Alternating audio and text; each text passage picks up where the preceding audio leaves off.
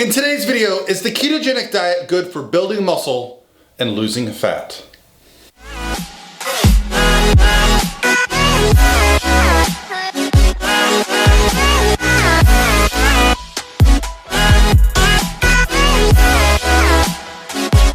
All by myself.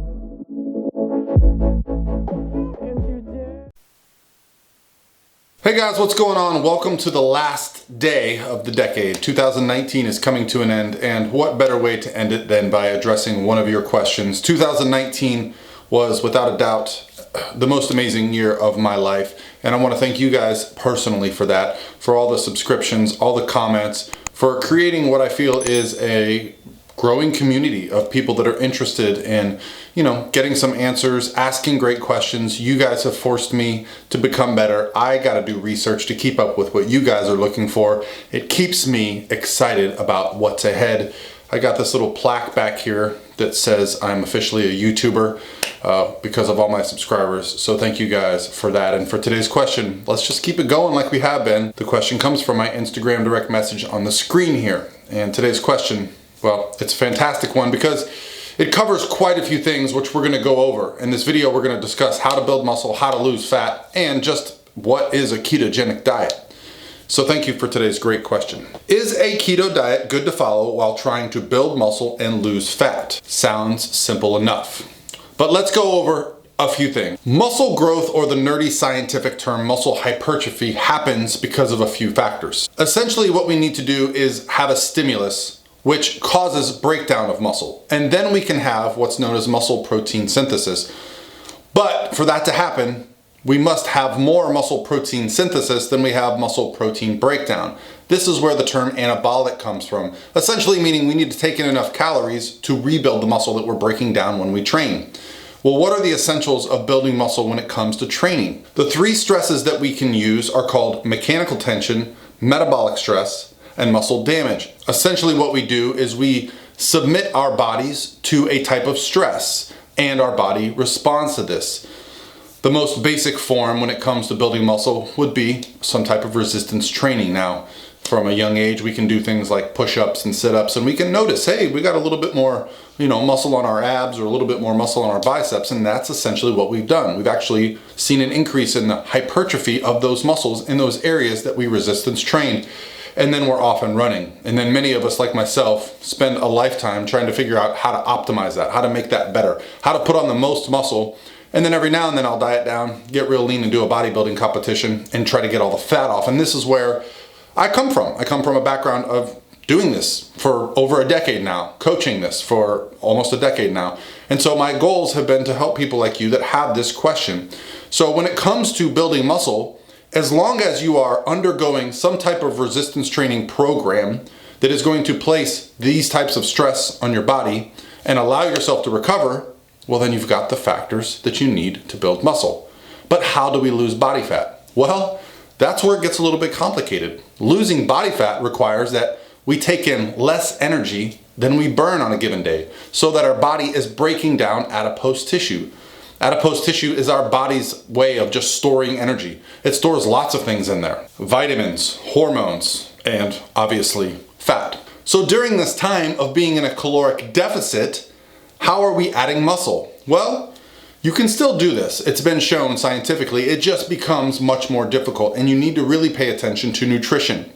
So this is where a ketogenic diet comes into place. So let's talk about a ketogenic diet. Now, I've been very fortunate. For the last decade, I've been good friends with a man by the name of Dr. Dominic D'Agostino. He's here at Tampa at the University of South Florida doing research on ketogenic diets, and he's doing it for a myriad of reasons, okay? From cancer research to epilepsy to even Parkinson's.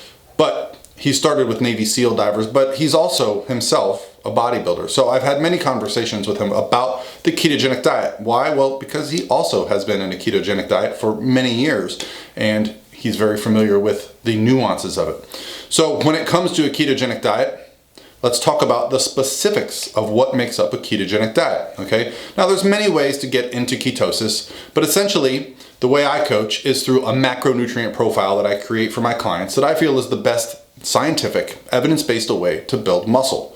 Well, a ketogenic diet, if we're talking about macronutrients, would be 70 to 80% of your calories coming from fat, with 5% or less of your calories coming from carbohydrates, and then the remainder of that would be made up by protein. Typically, we're gonna focus more on protein in a normal diet, 40, maybe 45% of your calories coming from protein, 20 to 25% of your calories coming from fat, and then the carbohydrates making up the rest of that. So why do we do this? Why does a ketogenic require this? Well, for our body to switch energy systems from glucose to ketone bodies, we have to go through this period of adaptation. Now, once you've been in ketosis for a long period of time, there are many ways to kind of stay in ketosis, but I'm not really here to discuss this because your question was, is a ketogenic diet a great way to build muscle and lose fat? Let's talk about why it might be a good idea.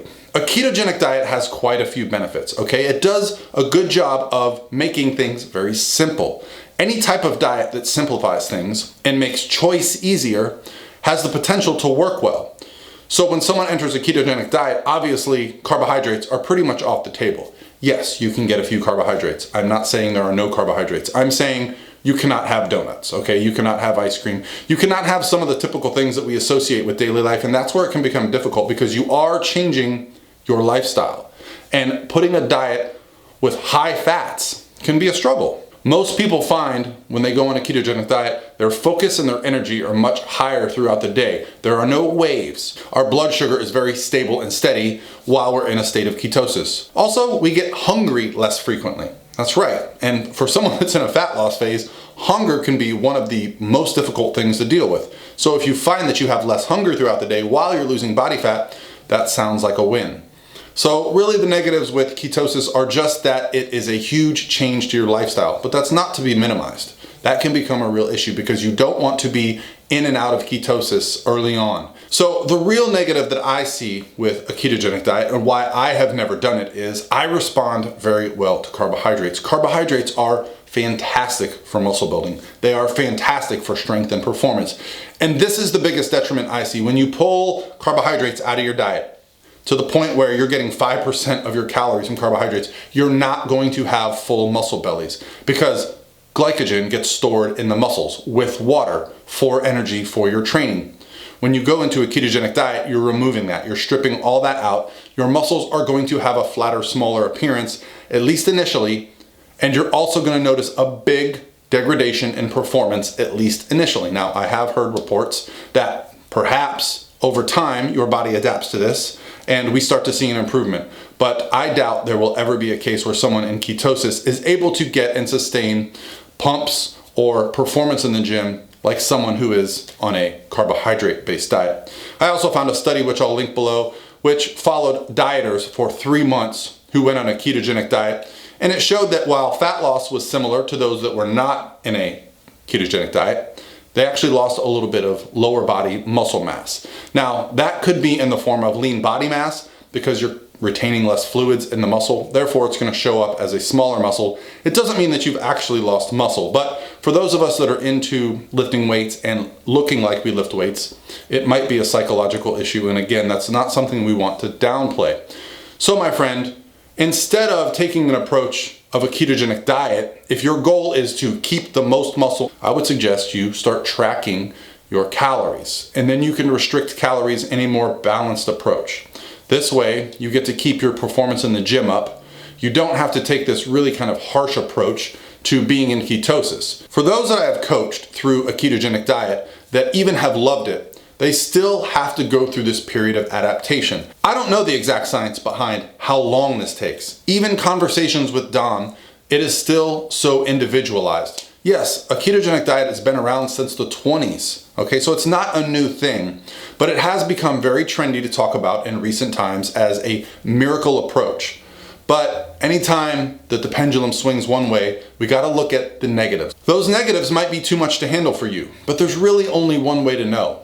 Try it. Go all in. Give yourself an opportunity because you can't really talk about what you like best unless you've experienced. I don't want to pretend I know everything. Heck, even the world's foremost expert, Dr. Dominic D'Agostino, tells me he still doesn't know everything. He's still learning. And that's what this is. This is a journey that we're taking together. So maybe for 2020, you start off by entering a ketogenic diet. And maybe you come back to this video and give me some feedback on how your results were. All right, my friend, I hope you're having a wonderful last day of 2019. 2020, can't wait to see you.